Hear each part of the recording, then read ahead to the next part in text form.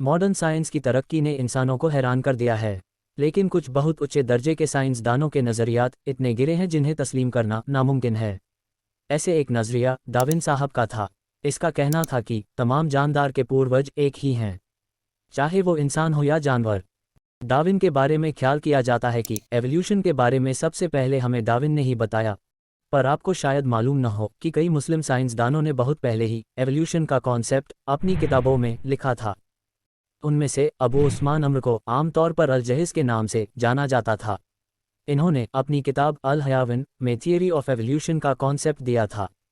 कहा जाता है कि डार्विन खुद अरबी ज़बान जानता था और ये कहना गलत नहीं होगा कि इसने अपनी थियरी में अल-जहिज़ की किताबों का इस्तेमाल किया हो।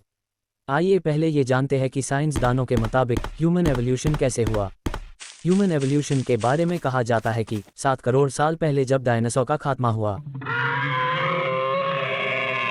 तब उस वक्त बंदर जैसे दिखने वाले जानवर जो इवॉल्व हुए अपने पूर्वजों से, वो मॉडर्न लीमर्स की तरह दिखते थे।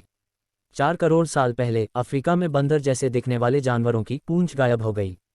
वो दिन ब दिन तरक्की करते गए, उनका दिमाग भी डेवलप होता गया, और इस वजह से आखिरकार बंदर जैसे दिखने वाले जानवर इवॉल्व हुए। ये गिबन और ओरंगुटान से इवॉल्व हुए थे। 2.5 करोड़ साल पहले जो बंदर जैसे दिखने वाले जानवर अफ्रीका में रुक गए, इनमें से गोरिल्ला और चिंपांजी इवॉल्व हुए। 2 करोड़ साल पहले उन्होंने अपने हाथों का इस्तेमाल करना शुरू किया, खाना खाने के लिए और सभी कामों के लिए। 2 करोड़ साल पहले जो बंदर जंगलों से निकलकर ज़मीन पर रहने लगे, उनकी रीढ़ की हड्डी इस तरह डेवलप हुई कि वो सीधे खड़े होने लगे और उनके हाथ भी फ्री हो गए इस्तेमाल करने के लिए। कहा जाता है कि पहला इंसान जैसा दिखने वाला जानवर अफ्रीका से रामापिथेकस था। धीरे धीरे ये बंदर बड़े हुए, बीतते वक्त के साथ इनका दिमाग भी डेवलप होता गया। 40 लाख साल पहले साउथ अफ्रीका के ये बंदर इवॉल्व हुए। 20 लाख साल पहले स्किल्ड ह्यूमन भी वजूद में आए।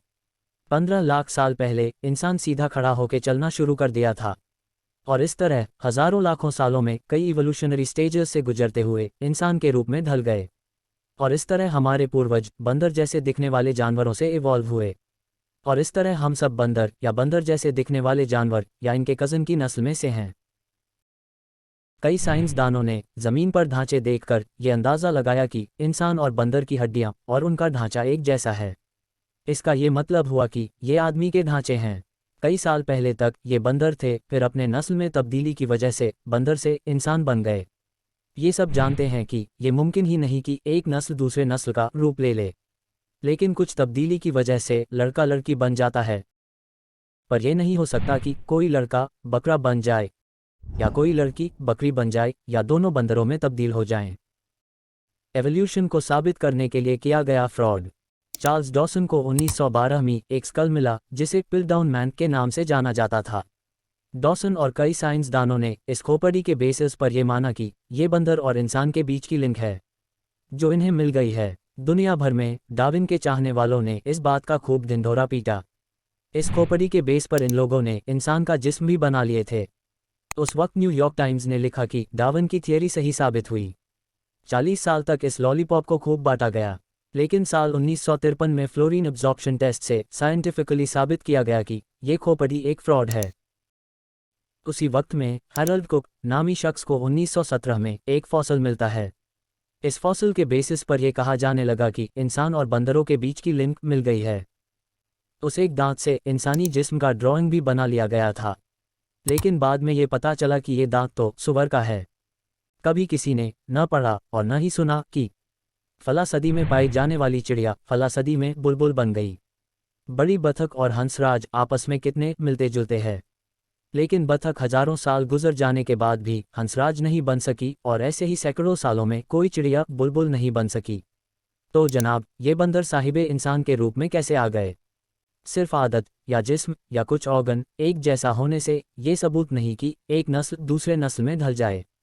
बाज और ईगल शिकारी परिंदे हैं, दोनों की आदतें तकरीबन एक जैसी है, लेकिन हजारों साल गुजर जाने के बाद भी बाज उसी शक्ल में आज भी मौजूद है जैसा कि पहले लोगों ने उसे देखा था। जहां तक बात है दूध पीने वाले जानवरों की, चरने वाले जानवरों और परिंदों की, तो वो भी अपनी नस्ल नहीं बदल सकते। अगर ऐसा मुमकिन होता तो गधे कब के घोड़े बन चुके होते, चीते शेर और शेर बब्बर शेर के रूप में ढल चुके होते, क्योंकि उनकी आदत, उनके बॉडी पार्ट्स, अपीयरेंस एक जैसे हैं। इनके बीच में उतना ही फर्क है जितना कि इंसान और बंदर में। मगर ऐसा नहीं हुआ कि कोई गधा घोड़ा बन सका हो, कोई चीता शेर बना हो या कोई शेर बब्बर शेर बना हो। अगर ये सब इन जानवरों में नहीं हो सकता तो बंदर के सिलसिले में क्यों इतनी रहमदिली? बंदर कैसे इंसान बन सकता है? बाइबल में भी यही है कि खुदा ने इंसान को ज़मीन की मिट्टी से बनाया। यूनानी लोगों के नज़दीक भी इंसान ज़मीन की पैदावार हैं। हम मुसलमानों के लिए कुरान और हदीस से बढ़कर कुछ नहीं। कुरान मजीद फरमाता है, और पैदाइश इंसान की इब्तिदा मिट्टी से फरमाई, फिर उसकी नस्ल रखी एक बेकदर पानी के खुलासे से, फिर उसे ठीक किया और उसमें अपनी तरफ की रूह फूंकी। दूसरी जगह कुरान मजीद फरमाता है, हमने तुम्हें पैदा किया मिट्टी से, फिर पानी की बूंद से, फिर खून की फटक से, फिर गोश्त की बोटी से नक्शा बनी और बे बनी, ताकि हम तुम्हारे लिए अपनी निशानियां जाहिर फरमाएं। और हम ठहराए रखते हैं माओं के पेट में जिसे चाहें एक मुकर्रर मियाद तक, फिर तुम्हें निकालते हैं बच्चा, फिर इसलिए कि तुम अपनी जवानी को पहुंचो, और तुम में कोई पहले ही मर जाता है और कोई सब में निकम्मी उम्र तक डाला जाता है कि जानने के बाद कुछ न जाने। अगर हजरत आदम अलैहिस्सलाम की तख्लीक इस तरह न मानी जाए तो कुरान पाक का इनकार लाजिम आता है। एक जगह हदीस पाक में भी इसका जिक्र आता है, आप देख सकते हैं।